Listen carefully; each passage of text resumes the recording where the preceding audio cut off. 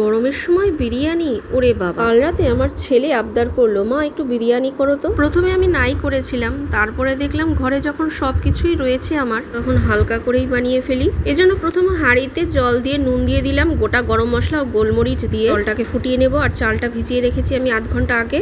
Boneless chicken গুলো খাওয়া হয়ে গেছে, উইথ বোন চিকেনটা বার করে নিয়েছি। পেঁয়াজ, আদা, রসুন, কাঁচা লঙ্কা, টমেটো আর পাতিলেবু নিয়ে নিয়েছি অর্ধেক। প্রথমে চিকেনের মধ্যে আমি পাতিলেবুর রস ও নুন দিয়ে ম্যারিনেট করে রাখবো কিছুক্ষণের জন্য। আর এই জলটা আমার ফুটে গেছে, এবার চাল দিয়ে দেবো।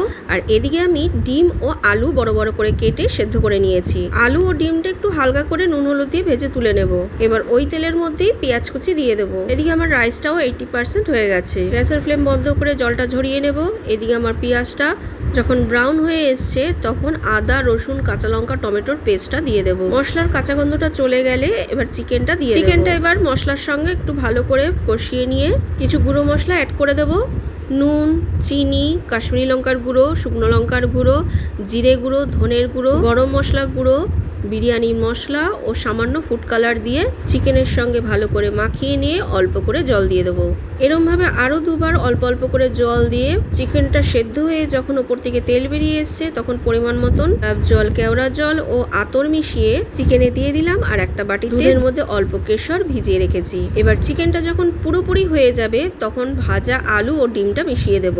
এবার একটা বড় পাত্রের মধ্যে কিছুটা রাইস দিয়ে তার উপরে চিকেন, আলু, ডিম, গ্রেভি দিয়ে উপর থেকে ঘি ও বিরিয়ানি মশলা দিয়ে আবারও রাইসের লেয়ার দিয়ে এরকম করে আবারও চিকেন, গ্রেভি, ডিম, আলু সব কিছু দিয়ে ঘি ও বিরিয়ানি মশলা দিয়ে 3 থেকে 4টে লেয়ার আমি করব। সব শেষে দুধে ভেজানো কেশর ও সামান্য একটু ফুড কালার মিশিয়ে পুরো রাইসে ছড়িয়ে দিয়ে একটা চাটু বসিয়ে গ্যাসের ফ্লেমটা লোতে দিয়ে ঢাকা দিয়ে 15 মিনিট দমে বসিয়ে রাখবো। 15 মিনিট পর গ্যাসের ফ্লেমটা বন্ধ করে আরও 5 মিনিট ঢাকা দিয়ে রেখেছিলাম। বিরিয়ানির গন্ধে পুরো মমা করছে। এবার শুধু গরম গরম খাবার পালা। খুব হালকা হাতে এক সাইড দিয়ে নিচ থেকে ওপরে তুলে বিরিয়ানিটা আমি সার্ভ করে দিয়েছি পেঁয়াজের স্লাইস দিয়ে।